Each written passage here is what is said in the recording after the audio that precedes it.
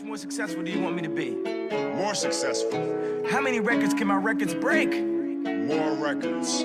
But I'm the best. Pare, so ayun, welcome na naman po sa panibagong episode ng The Vlogging Couch.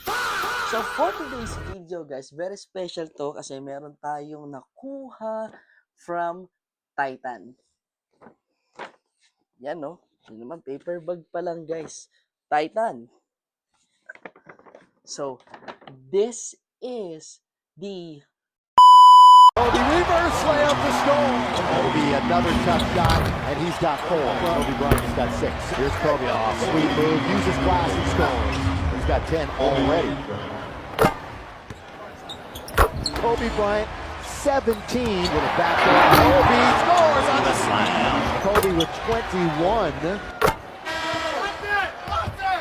Kobe has been going, and he keeps it going with the backhand layup. Kobe's got 28. Kobe, 30 points. Well, Kobe's got his stroke. But seemingly, Kobe always has his stroke. Kobe again! He's got 38 points. Kobe right now is really in a groove again. And the crowd's starting to sense it too as he builds up to 47 now. 49 for Kobe. That's 51 for number 8. Kobe alone, slam dunk. Kobe's got 57. Kobe counted foul. He's got 61 points. Crowd's on its feet for a career high for Kobe. 67 points. Well, there's 70. Kobe's got the Laker record. History tonight at Staples Center. Ladies and gentlemen, you have witnessed the second greatest scoring performance in NBA history. 81-point game. So ayun, alam niyo na guys, di ba? Pirma pa lang. So this is the Kobe 1 Pro Throw 81 points. So i-unbox natin siya ng sabay-sabay, no? So pagbukas pa lang guys, di ba? Tingnan naman, very premium yung box. And ayun. Ewan ko kung sa Titan lang to, not sure, correct me if I'm wrong. If sa mga Nike, meron din ganito guys. Ayan o. May kasama siyang card na nakalagay number 8 at of course, yung legendary na posing ni Kobe Bryant. And alam ko itong post niya na to, na nag-81 point, ito rin yung nakalagay dun sa Staples Center na ano. Alam ko itong posing niya na to guys, ito rin yung nakalagay dun sa Lakers home court na ano, statue. Ito rin yun. So ayan, ito number 8 sa harap. Then pagtingin mo sa likod, ano, Mamba Legacy, di ba? Be legendary. Grabe din kasi talaga yung inambag niya, di ba? One of the GOATs. Siyempre, Kobe Bryant. So, ayan, pagbukas pa lang, very premium guys. Makikita mo yung paper niya, ayan, yung logo na Mamba. Ayan o. Diba? O, pagbukas mo, hindi pa yun. Siyempre, may isa pa po ulit na paper. Ayan, na naghihiwalay. Kita nyo naman. Whoo!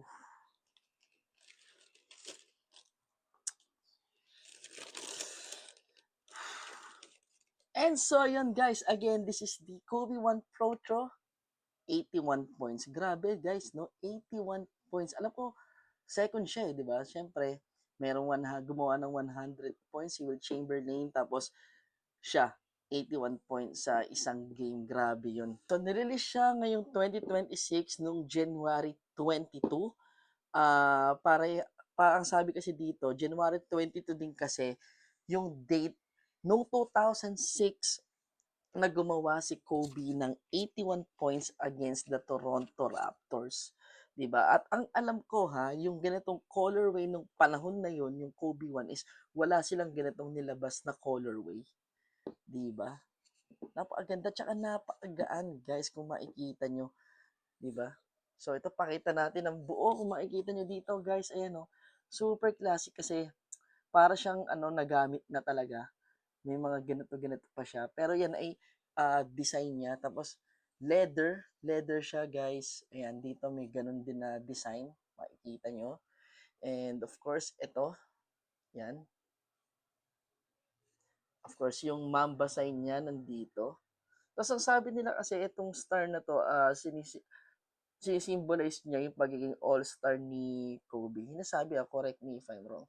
Kasi ito, very classic guys. Noon nakikita ko to nung bata ako eh. Ayan, up tempo. Diba? Tapos dito yung paligid niya. Kita niyo naman. Carbon Lodi.